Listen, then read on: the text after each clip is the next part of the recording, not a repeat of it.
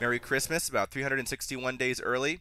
My last video, I was looking at the Voyage of the Dawn Treader film from a thematic perspective and asking, how did the main theme of Voyage of the Dawn Treader come through in the film, or rather not come through in the film? And here I'm going to look at more of the plot, the basic story. Is it still fundamentally the same story?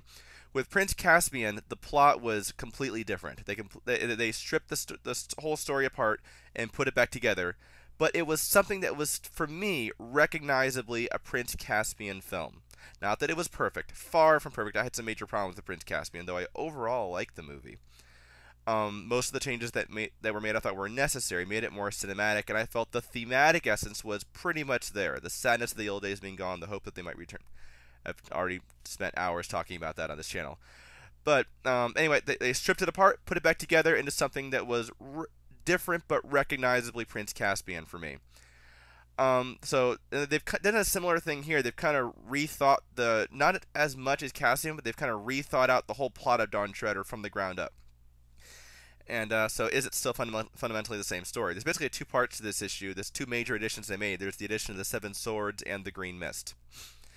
Now, the Seven Swords is something that we heard about pretty early on, way back in March, I think it was.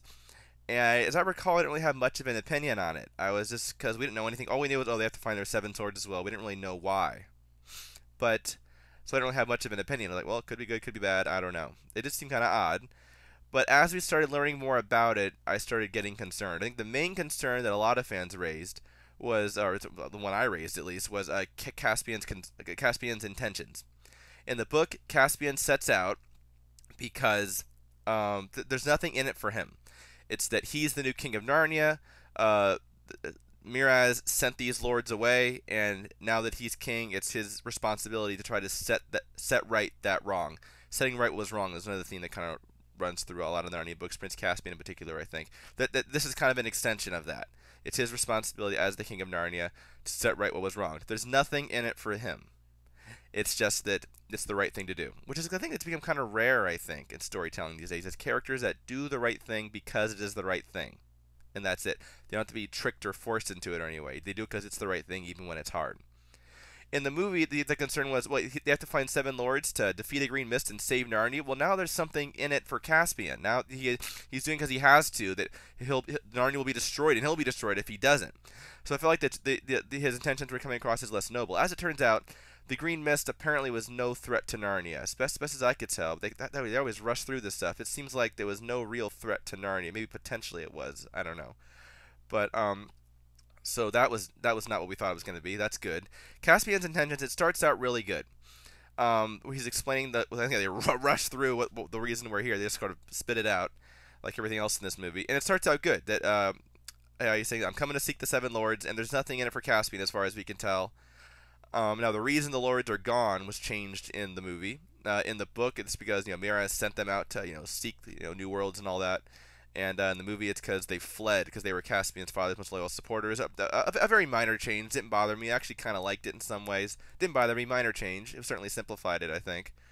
But then once Caspian reaches the Lone Islands, the whole thing kind of shifts.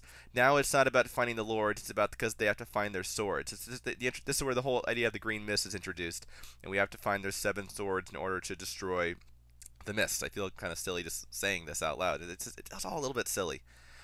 So then, in the Narnia Web podcast, Rillian pointed out that a lot of reviews for the film that he looked at, they rarely mention the seven lords. They're always talking about either the Green Mist or the seven swords. Now it's no longer about finding the lords because they're people, they got lost, I have to find them, find out what happened to them. Now it's, they have saying we need to find their swords. And you can really see this, Rillian also pointed this out, as they're going through the mission, and whenever they find a lord, it's just get his sword. When Lucy sees Lord Vestamar in Deathwater, oh look, there he is. Oh, where's his sword? Immediately. The same when they find Octesian, when they find his skeleton, and they just go, oh, look like he died. Oh, get his sword. Where's his sword? We need that. It's it's kind of ironic because there is that line in the book I remember when they're about to go into the Dark Island, and Reepicheep says in the book, so far as I know, we did not set out on this quest to find things useful, but to seek honor and adventure. Seems like this movie is a little more about finding things useful than it is about seeking honor and adventure. So I think that's kind of ironic given that quote.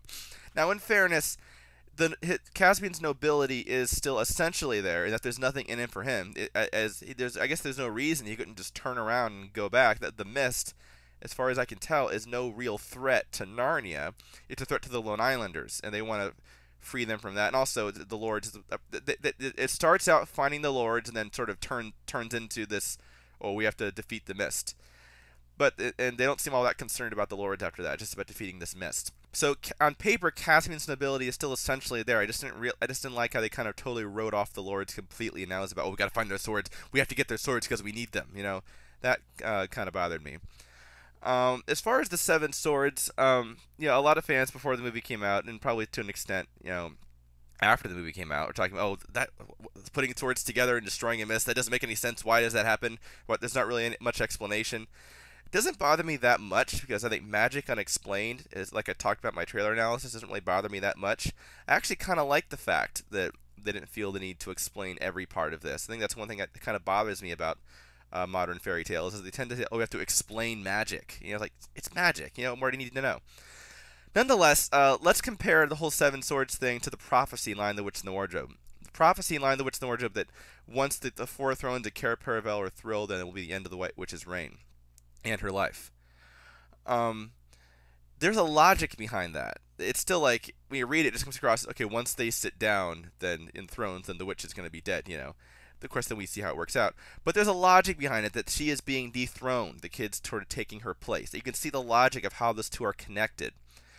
In the Don Shredder film, they put swords together, and boom, the island just blows up. I don't see the logical connection there at all. And it's kind of a strange prop, too, I think, a sword. I guess it's also they can, fight the mist, sort of the imagery of it, or the symbolism of it. I guess that kind of makes sense. I just would have appreciated a little more explanation there.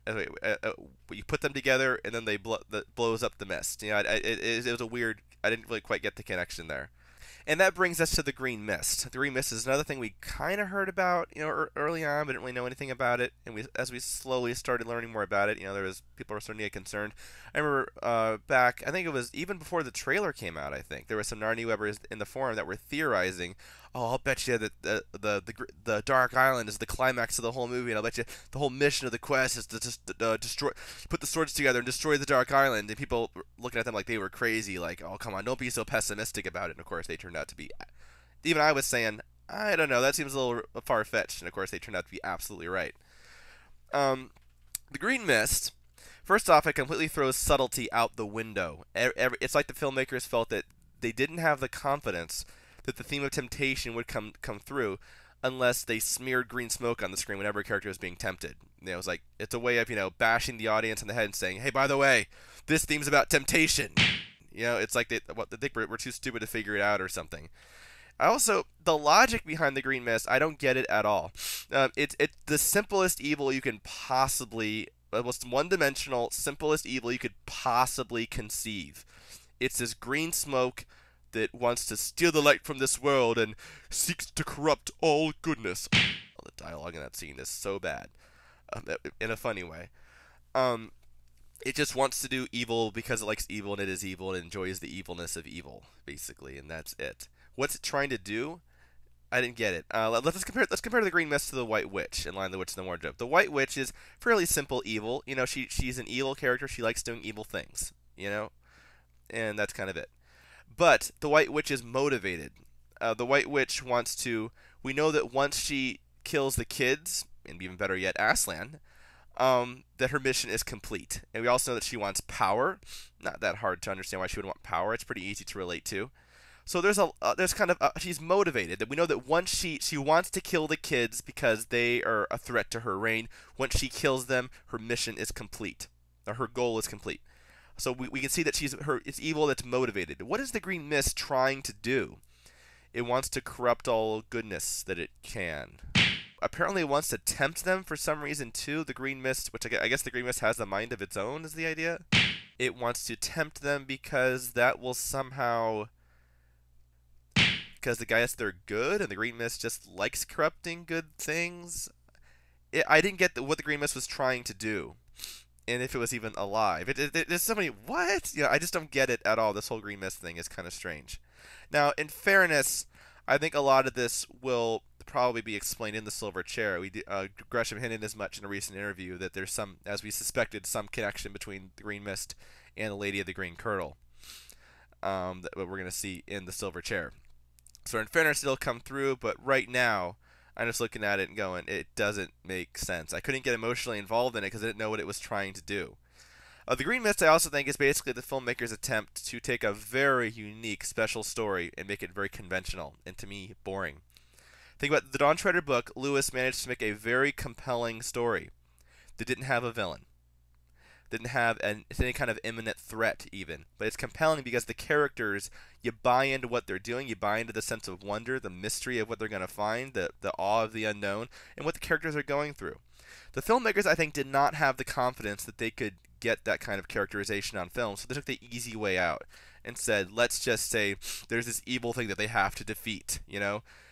Dawn Treader, the book, stands out in my mind as being special because it's very compelling, a very compelling fantasy story that doesn't even have a villain, that finds other ways to keep you emotionally invested in this story. The filmmakers threw all that out the window. Now what they have is a kind of a very conventional, been there, done that, seen that before, forgettable fantasy film. Took a very unique book, adapted it into an incredibly conventional, even cliche film. That's not good adaptation. That was one of the most disappointing things for me. Look at and the filmmakers. Oh, you have to have a villain. Well, you have to understand that when these filmmakers use the word cinematic, what they mean is commercial. There's nothing uncinematic about not having a villain, or there's nothing uncinematic about an episodic story. It's just that it's hard to get right because it means you have to do a really good job on the characters. Look at Forrest Gump, for example. Very episodic story. Who's the villain in Forrest Gump? What's Forrest Gump's mission? What is it that he's trying to do? Nothing. It's just kind of a story about his life, but you go with it because he's a really compelling character, and Tom Hanks gives us a really powerful performance. It's also thematically, it's also kind of easy to relate to. So there's all these things in Forrest Gump that make it compelling despite not having a villain or anything. So, don't let the filmmakers fool you into thinking that, oh, we have to add a villain because that makes it more cinematic. No. It just means you have to do a really good job and create really compelling characters like Lewis did. So to me, it's sad to me to see such a unique book be translated into just another forgettable conventional fantasy film. That's kind of the most disappointing thing of all to me. So the plot of Dawn Treader, it just seems it's fundamentally something very different to me. It seems like where we have to find something and defeat a villain. We have to find these 7 objects, get 1,000 points each probably, and like a video game, and put them together like a puzzle, and it'll blow up. They have island-destroying powers, and they'll blow up the mist. That seemed a far cry from setting out to find the 7 lords, the sense of personal responsibility, the awe of sailing into the unknown, the anticipation of finding Aslan's country at the end. So it seems like a very, very different story to me, whereas Prince Caspian, very different plot, but I recognize it. I can recognize the Prince Caspian book in it because if they get there's a lot of important scenes they get right, and it's thematically they pretty much get the heart of it. Dawn Treader gets both wrong. Thematically, way off base. The plot is also pretty much off base. So I almost look at this and I don't want to call this a bad Dawn Treader movie because that would imply that I think it's a Dawn Treader movie. To me, it's just not a Dawn Treader movie at all. I've seen it twice now, and every time I walk out of the theater going, what is it about this film that I can grab onto and say, that's Voyage of the Dawn Treader? I just don't see, I don't recognize anything of the book in this film at all.